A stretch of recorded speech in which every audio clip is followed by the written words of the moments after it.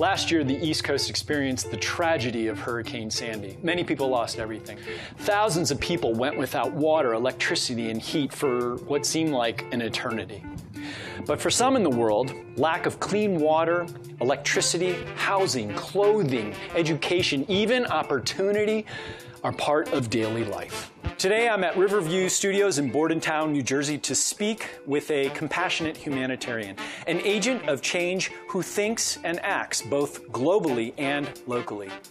Jim Parker is an award-winning 36-year veteran filmmaker and founder and owner of Riverview Studios.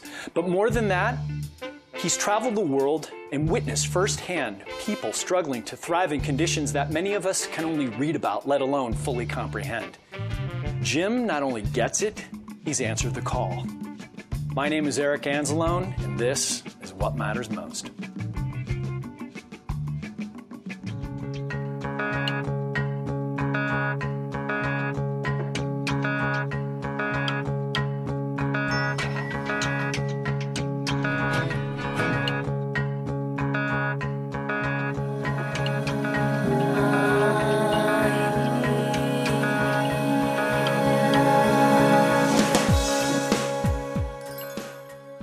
Jim Parker is internationally acclaimed for his humanitarian work in Uganda.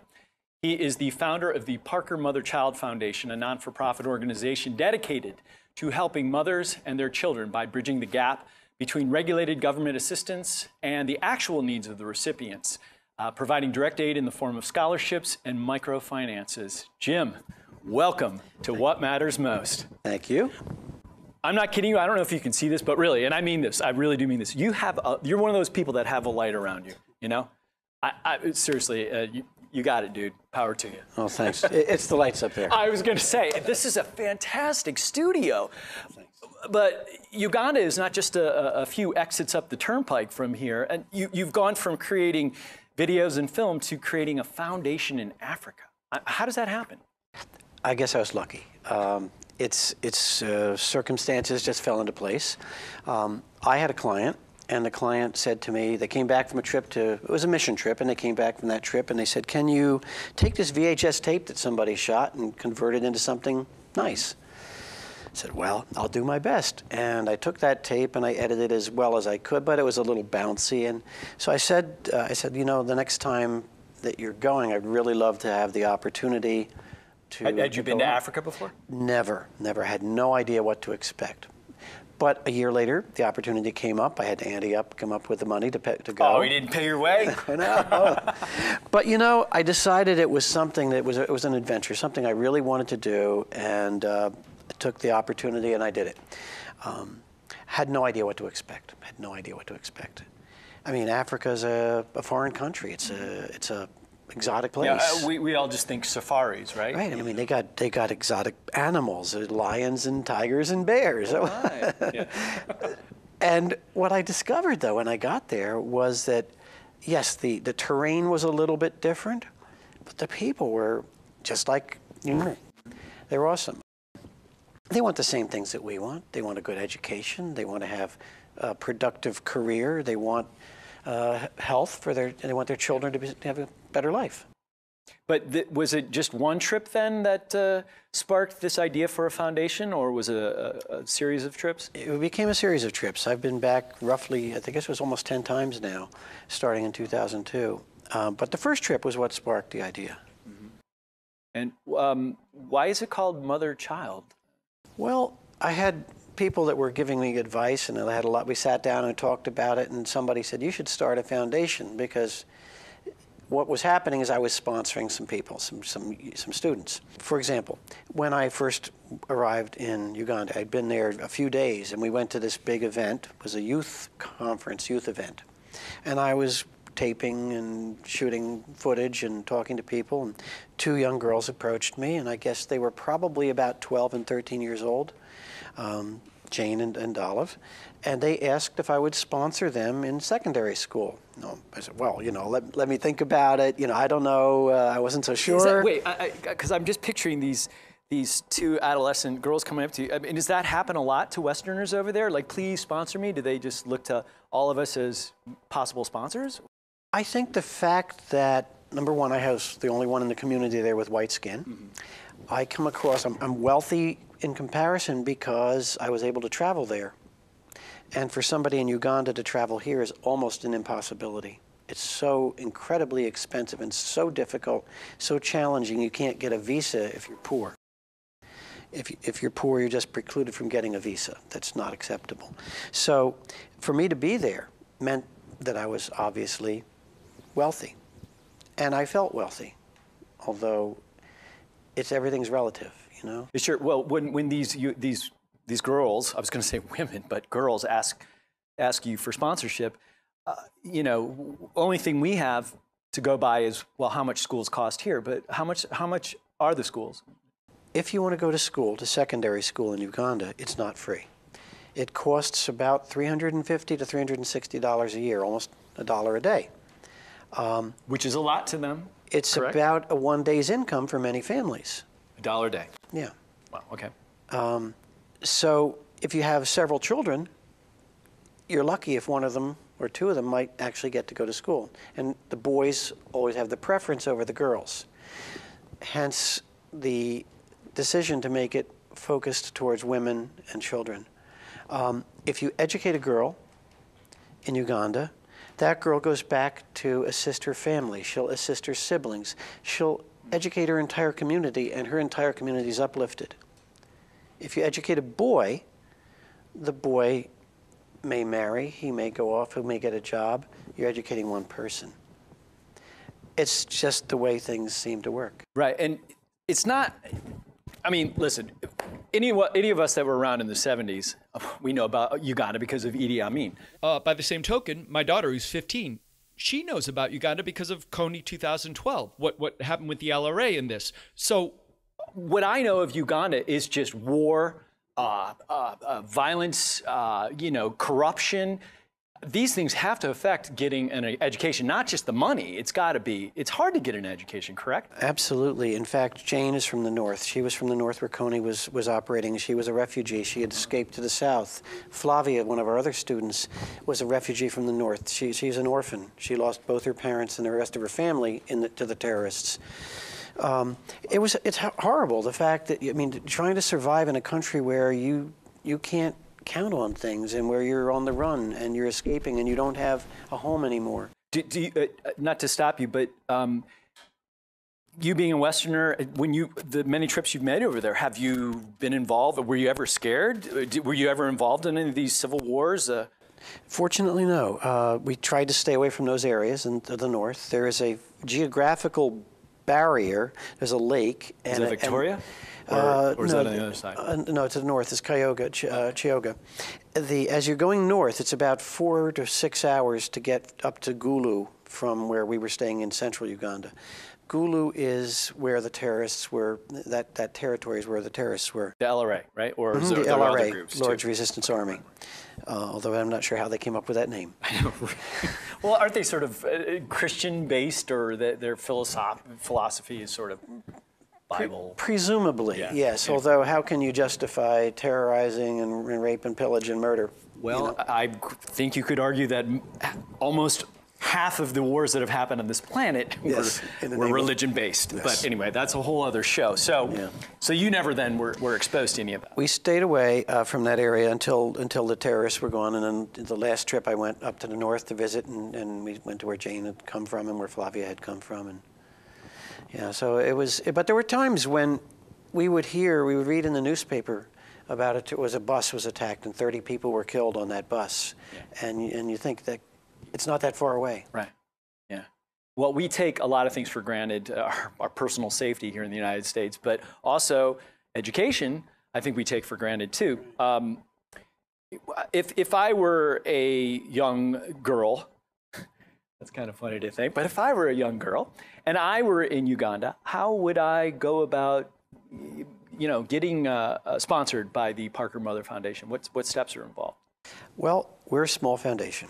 We operate with the resources that we have, which means whatever I can take out of my pocket, and whatever funds we can get from other people or foundations that are willing to support us. So I can only do a few students at a time. So we're very selective. And all of the girls that I've sponsored have been referred to me by somebody that we knew, and I've interviewed them and I met them.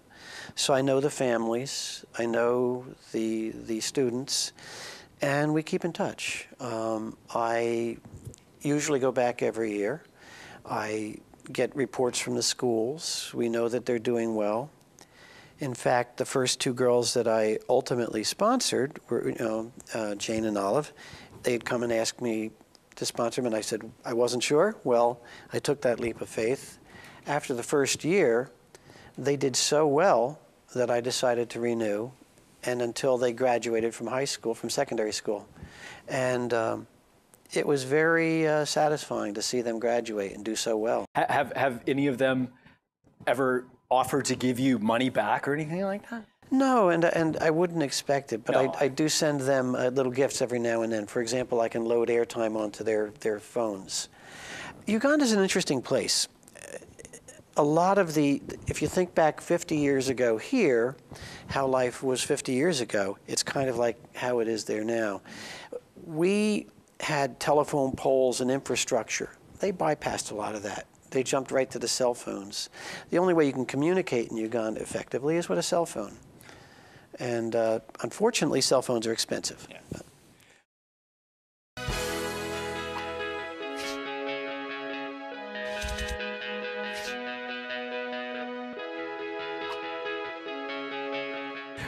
Now, you've mentioned some of your the students or these women that you've sponsored. Jane, right? Mm-hmm. She's a dentist, and Flavia. Flavia's a law student. She's a law student. And Betty, right? And Betty, a nurse. Yes. Surgical nurse, actually. Actually, yes. When you think about it, where do you think their life would have been if they hadn't met you? Well, they've told me. I mean, Jane said to me flat out, I would have been barefoot in a dirt yard with a mud house, raising kids, and maybe I would have had a cow if I was lucky. Wow. Having a cow means something completely different to us over here, but yeah, but even so, even though they've made this jump now and they have educations, it's still, from what I know of Uganda and some of the resolutions that have been passed, the National Action Plan on Women, next door over in the Congo, Goma, these are all resolutions that were passed to protect women because of the violence there, right? It's a man's world and not a nice man's world. Correct? Exactly. It's a troubling place. There's a lot of things that we've evolved beyond, hopefully, as a society. Yes, it is very much a man's world, which is why it's hard for a girl to get an education. And yet, the women are the mainstay of the household. The women are the mainstay of the family. They are the matriarch. They're the ones who hold everything together. The men may go out after work and hang out with their friends and play games and do whatever. But the women are always there. They take care of the children. They provide the meals. They provide for the family and the education of their children. Yeah, you've developed some really strong relationships with these women. You've been back to visit them a couple times. Is there anyone in the process now that maybe you'd like to talk about, or some other relationships that you've formed? Well, yeah. I mean, over the years, there have been so many different women and girls that I've helped. Carol, right now, she's a teacher. Her family is being run off their property because they don't have the money. Back 20, 30, 40 years ago, Carol's grandfather shook hands with a guy. They paid him some money. The deal was made, and the property exchanged hands. There was no paperwork. He owned the property, he paid for it. So now some smart young guy has come along and says, I own that property, I got documents. Who can prove anything? So now they're facing eviction from this property. They have no place to go. So Carol sends me a message, I need help, what can I do? So I'm trying to find ways that I can get the women over there to help each other.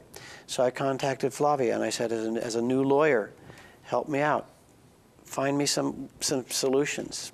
Ultimately, there's no good answer, but I'm trying to get them to help each other. Before Jane and Betty knew each other, Betty said, I need a dentist. I really need a dentist. I've got a pain in my tooth. I said, go to Jane. And when Jane needed nursing, go to Betty. Wow, this is great. It's all circular. I mean, you establish this foundation, and now they're all helping each other, and it will just continue to exponentially grow. I certainly hope so. Yeah, that's great. This has to affect you on a personal level, correct? Somewhere inside. Oh my God, yeah. I mean, on those days when life is hard and, you know, things don't always go well. It didn't always go according to your plan. So I have some pretty down days. And when I think about how fortunate I am to have met these people and to know that they're doing well, and maybe one day they'll take care of me in my old age. Are you spiritual? I guess so. Not in an organized way, but in more of a, I feel connected. Right. You strike me as that way. And see, you're one of those people that is spiritual and doesn't flaunt it or is just oblivious to it. You walk the walk. You've got that light thing going on. I'm telling you. I just follow the path. Right. That's wonderful. And people follow you and you're a leader. It's truly.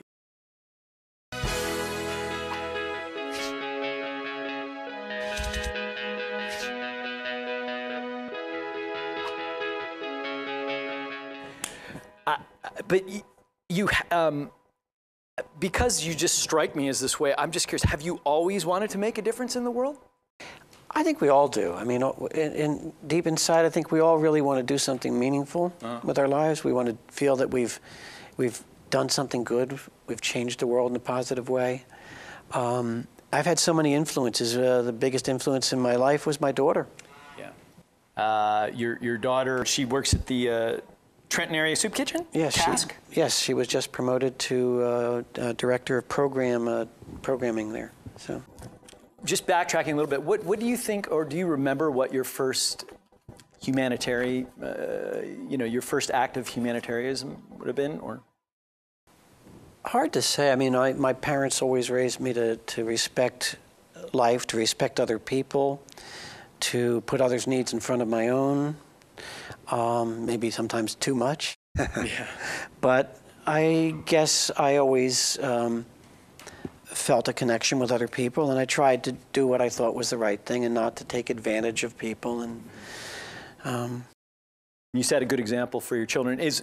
Was your daughter working for Task? Was that following in your footsteps, or was this something she just struck out on her own and did? No, she's a good girl. All my kids are, and I'm very proud of them. She just decided, she's a grown woman now, she's not a girl any longer, but she decided that this is what she wanted to do. She was a theater major in college, but she was getting AmeriCorps money to go to school, funding from AmeriCorps. She was working as a volunteer at the soup kitchen. And she just fell in love with the people and the place. And when she graduated, they hired her right out of college. And it's a big operation. They have 20 full-time employees, and they serve a lot of meals.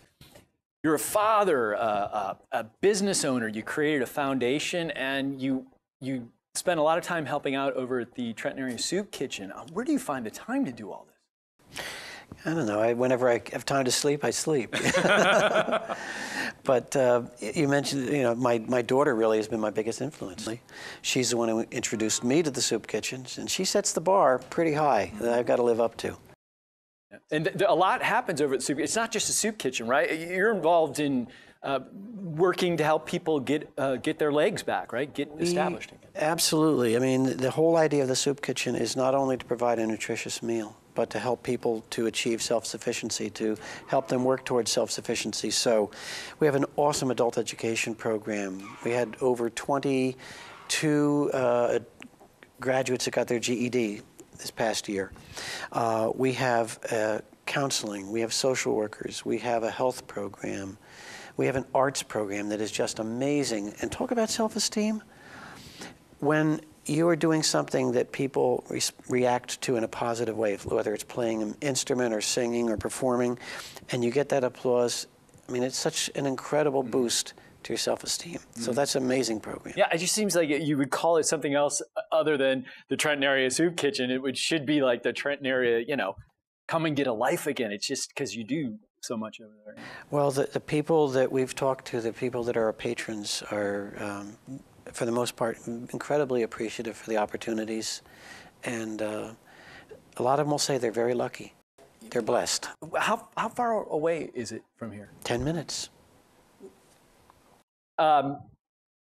Madam Producer? Yes, sir. Can we just split this up and do 2? Maybe just...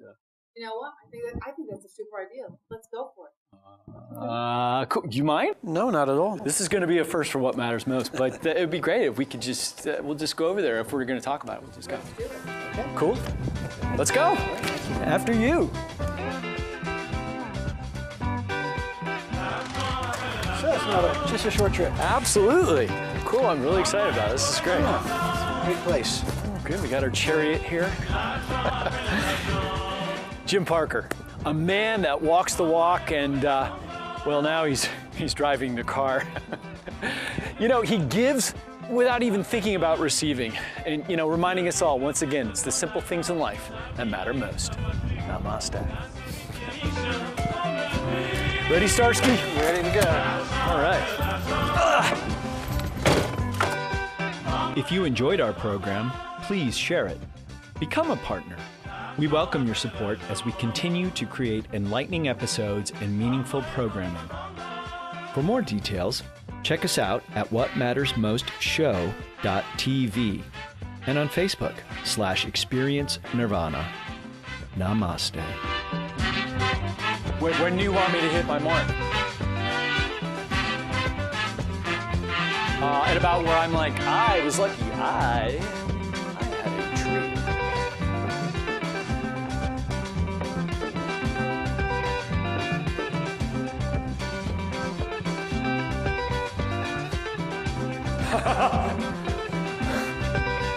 That wasn't butch enough? Okay, I'm sorry. Okay. Last year, the East Coast... One more time, sorry. Ready? Okay, got it.